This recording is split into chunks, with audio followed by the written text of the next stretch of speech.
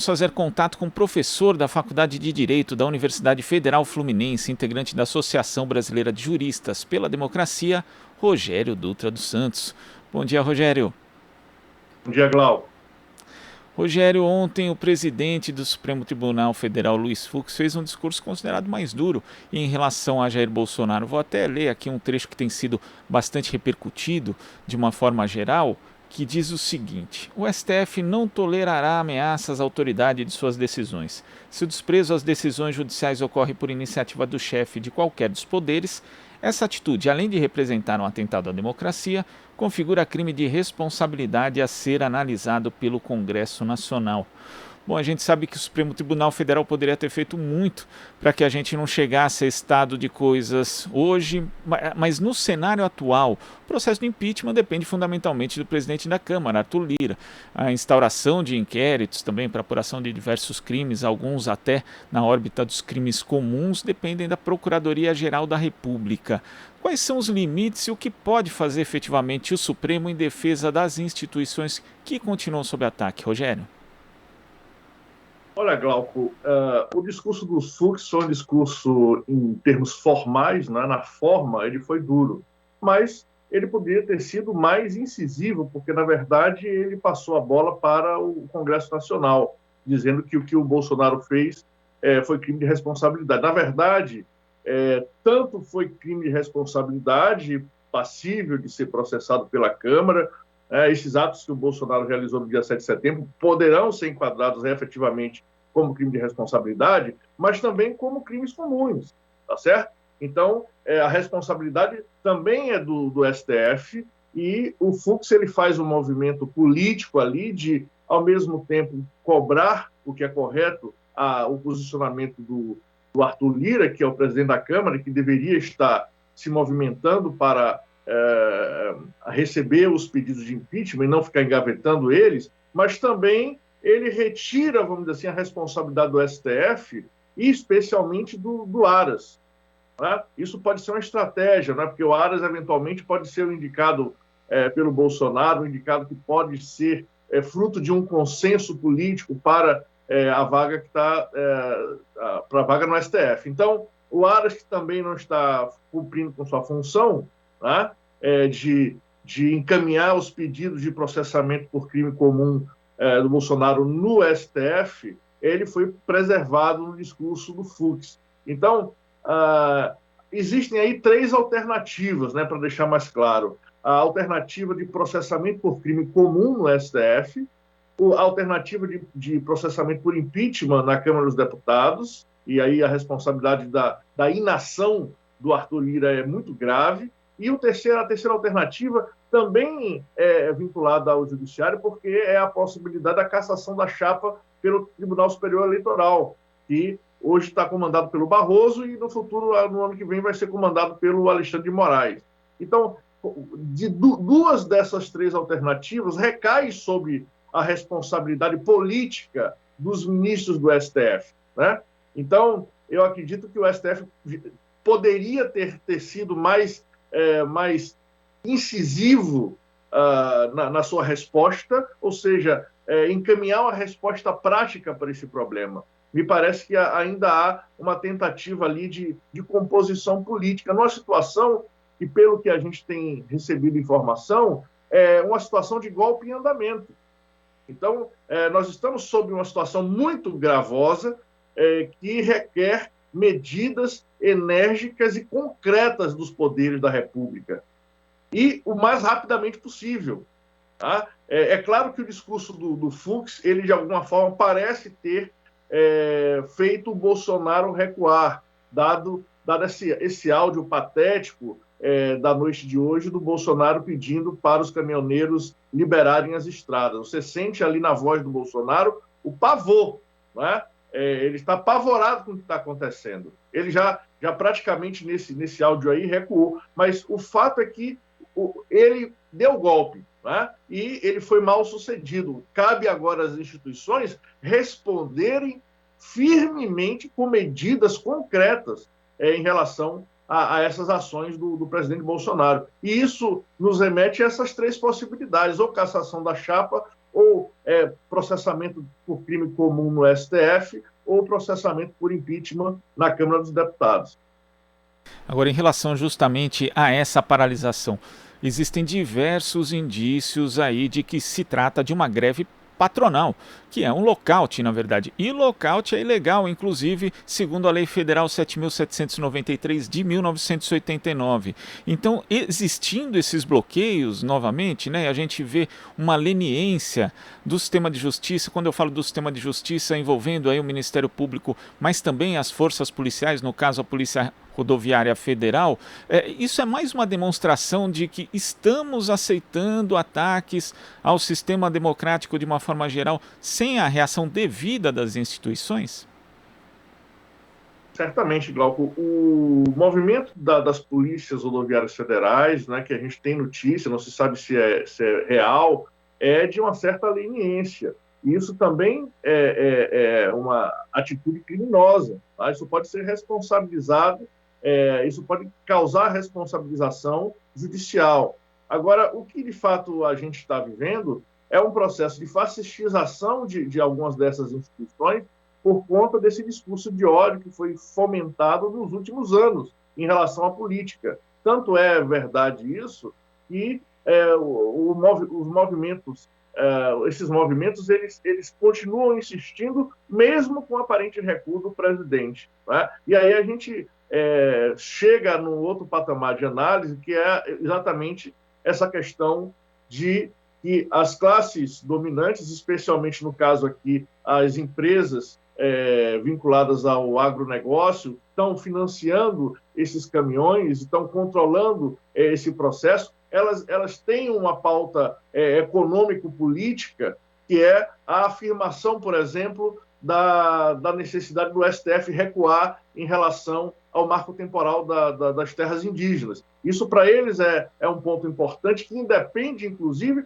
da posição do Bolsonaro. E muito da força desse movimento da paralisação dos caminhões diz respeito à necessidade do agronegócio, de setores do agronegócio, a se impor no sentido de forçar através da chantagem que o STF reconheça o marco temporal e produza aí uma derrota para a proteção das terras indígenas. Não é? Então, são situações extremamente complexas que a gente está vivendo hoje, não é? Num momento de extrema instabilidade, em que as autoridades políticas, especialmente o presidente da Câmara, o presidente do Senado e o presidente do Supremo Tribunal Federal, devem se manifestar através de ações, né? E não de discurso.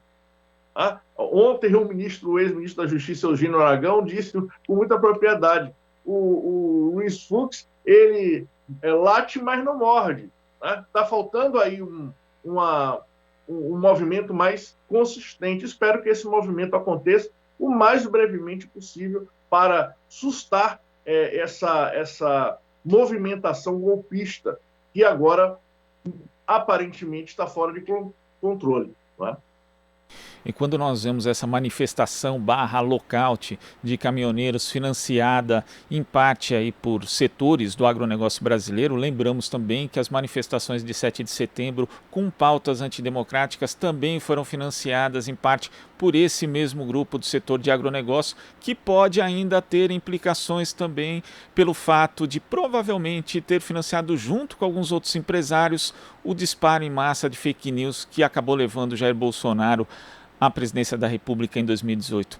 E aí, né, a gente lembra, Dutra, que não é ilegal financiar, por exemplo, da suporte financeiro a mobilizações. Agora, se essas mobilizações atentam contra a democracia, aí também já vira crime. É preciso ir a fundo, investigar e trazer à tona quem é que financia esses atos antidemocráticos, paralisações barra lockouts e também aqueles disparos em massa feitos ali via principalmente o WhatsApp nas eleições de 2018? Olha só, Glauco, hoje no TSE existem 4 investigações em andamento que dizem respeito às eleições de 2018. Né? Elas se focam especificamente sobre o financiamento dos disparos em massa de fake news. que tumultuaram e fragilizaram o processo democrático de realização da discussão em torno das propostas eleitorais. Né? Essas fake news, elas manipularam de forma tecnicamente comprovada o processo eleitoral. Isso não aconteceu só no Brasil. Então, o TSE tem anunciado há algumas semanas, né, que esses processos eles estão em vias de serem finalizados. No começo de agosto, o corregedor do TSE havia informado que até o meio ou final de setembro esses processos eles seriam essas investigações seriam concluídas. Então, a qualquer momento, o TSE, isto é, o ministro Luiz Roberto Barroso, pode dar início ao processamento da chapa Bolsonaro-Mourão. Né? Isso abre aí a possibilidade real de uma alternância de poder que seria quase que imediata, muito mais rápida do que um processo de impeachment. É claro que o processo de impeachment ele também pode ser feito com uma certa celeridade. Se ele fosse começado, por exemplo, nas próximas semanas, até o final deste ano, no máximo no início do ano que vem, o impeachment seria cumprido. Né? Mas talvez o movimento mais célere seja efetivamente a cassação da chapa no TSE. E a gente não pode esquecer o seguinte: se o impeachment passa a ser uma alternativa politicamente viável, nós teríamos aí a possibilidade de um governo Mourão, que não seria necessariamente diferente do governo Bolsonaro, em termos, inclusive, de ameaça às instituições democráticas, visto que o general Mourão tem muito mais respaldo das Forças Armadas, eventualmente, pode ter, do que o próprio Bolsonaro. Né? E o Mourão significaria a continuidade do poder militar na condução da República. Isso é também extremamente preocupante. Tá? Então, nós hoje estamos numa situação de crise, uma crise institucional, uma crise política. O presidente tentou dar o golpe, fez um movimento de golpe de Estado e as instituições ainda não se organizaram suficientemente para responder isso com a autoridade, com a celeridade que esse assunto merece. Eu lembro aqui que na história política recente, não é? Da humanidade, vamos dizer assim, a República de Weimar, que antecedeu o golpe de Estado do Hitler, ela foi fragilizada exatamente pelo fato de que algumas lideranças, alguns políticos que eram responsáveis pelos gabinetes de Weimar, eles não foram incisivos suficientemente e rápidos e sérios nas suas decisões para impedir que Hitler enfeixasse os poderes em suas mãos. Né? Então, neste momento histórico, é preciso que as autoridades da República entendam que esse processo ele é um processo que é extremamente deletério, pode se agravar de forma muito, muito rápida e pode sair do controle de forma muito rápida, e eles devem responder à altura. A nosso favor, a gente tem aí a fraqueza e a mediocridade do próprio presidente da República, né? Que sentiu, me parece, de forma muito dura a resposta institucional, que, no meu entendimento, não foi dura o suficiente, né? Mas parece que o presidente sentiu e agora ele está no movimento usual dele de recuo. Mas as instituições, me parece, que entenderam que essas idas e vindas do presidente, elas não vão cessar, elas vão continuar acontecendo. Então, é preciso uma resposta dura das instituições e me parece aqui que essa bola está com o judiciário, né? A não ser que os partidos do centro se coloquem a favor do impeachment e aí o Arthur Lira fique sem opção a não ser dar prosseguimento ao processo de admissibilidade na Câmara dos Deputados. E o Brasil paga caro por essa lentidão de respostas institucionais. Se a gente for lembrar, por exemplo, dessa questão da cassação da chapa de 2018, né, impulsionada de novo por uma máquina de disseminação de fake news irrigada e bem irrigada financeiramente provavelmente de forma ilegal, a gente percebe que essa máquina continuou funcionando no decorrer de todo o governo de Jair Bolsonaro, prejudicando muito, inclusive, a adoção de protocolos sanitários contra a Covid-19, atacando vacinas e imunizantes, espalhando notícias falsas que prejudicaram o combate à pandemia e que mataram pessoas, objetivamente. Então, não dá mais para tardar, né, Rogério? É necessário que haja realmente, de fato, essa prontidão de respostas, como você disse, principalmente do judiciário, que está com a bola agora. Exato, Glauco. A gente está numa situação sanitária, humanitária, econômica completamente caótica. E isso em muito grande medida por conta da incapacidade administrativa do presidente da República, que passou esses últimos 2 anos ainda num modus operandi de campanha constante, que é o modus operandi da liderança fascista. Não é? A ideia de que é mais importante o sujeito fazer uma performance para criar satisfação libidinal no seu eleitorado, no grupo, no pequeno grupo que ainda mantém apoio a ele, do que propriamente de governar. Tá? Então, é muito interessante que o Bolsonaro ele realmente nunca fez promessa de campanha, porque a liderança fascista não precisa fazer promessa de campanha. Ela só precisa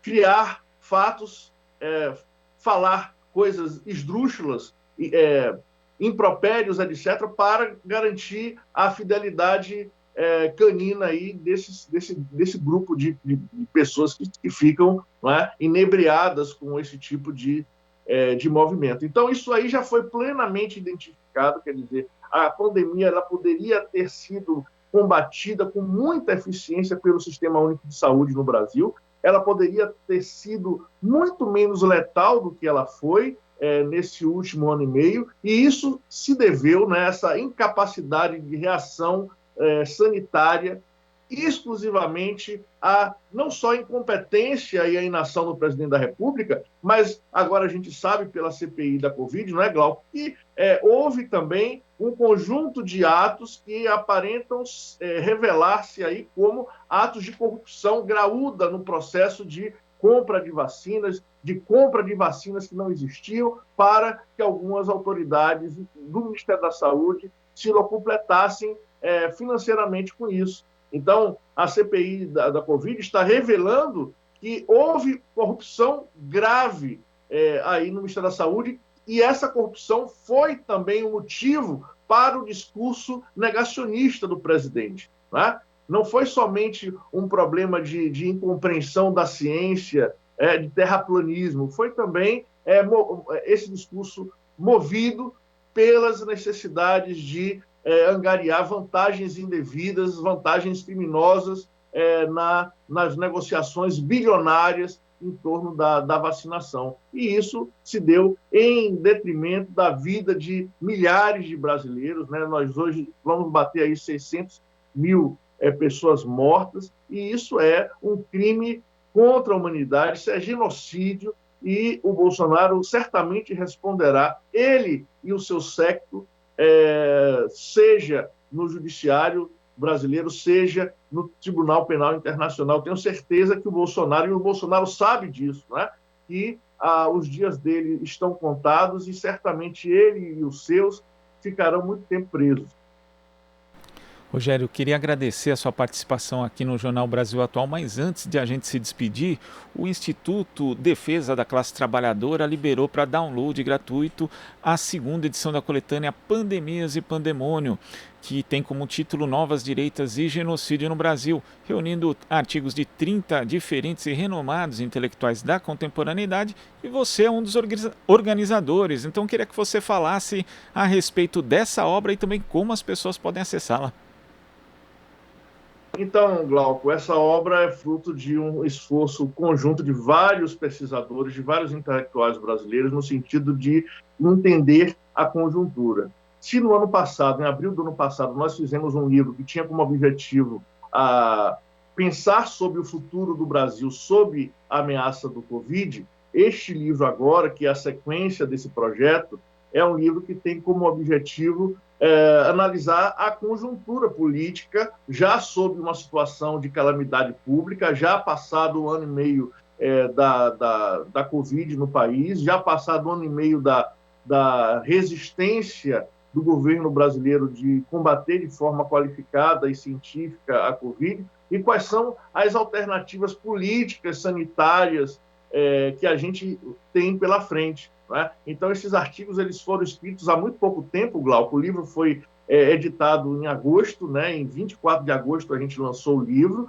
e os autores escreveram esses textos agora, no final de julho, no início de agosto. Então, o livro tem análises muito frescas e muito potentes sobre as novas direitas no Brasil, sobre a questão da segurança pública, a questão sanitária, a questão econômica, a questão das Forças Armadas, a questão da sucessão presidencial, das eleições de 2022. Então, o livro está muito interessante, e é um livro muito interessante para que vocês leiam e se informem sobre como a intelectualidade brasileira está entendendo o momento que a gente está passando agora. Esse livro ele pode ser baixado no Ideclatra, né, ideclatra.com.br, ou no próprio site da editora, Tirant Leblanc Brasil. Sejam muito bem-vindos e fiquem à vontade para fazer o download do livro e lê-lo. Rogério, muito obrigado pela sua participação no Jornal Brasil Atual. Até a próxima. Até, Glauco. Um abraço. Abraço. Conversamos aqui com o professor da Faculdade de Direito da Universidade Federal Fluminense, integrante da Associação Brasileira de Juristas pela Democracia, ABJD, Rogério Dutra dos Santos. Aqui você ouve as notícias que os outros não dão. Jornal Brasil Atual.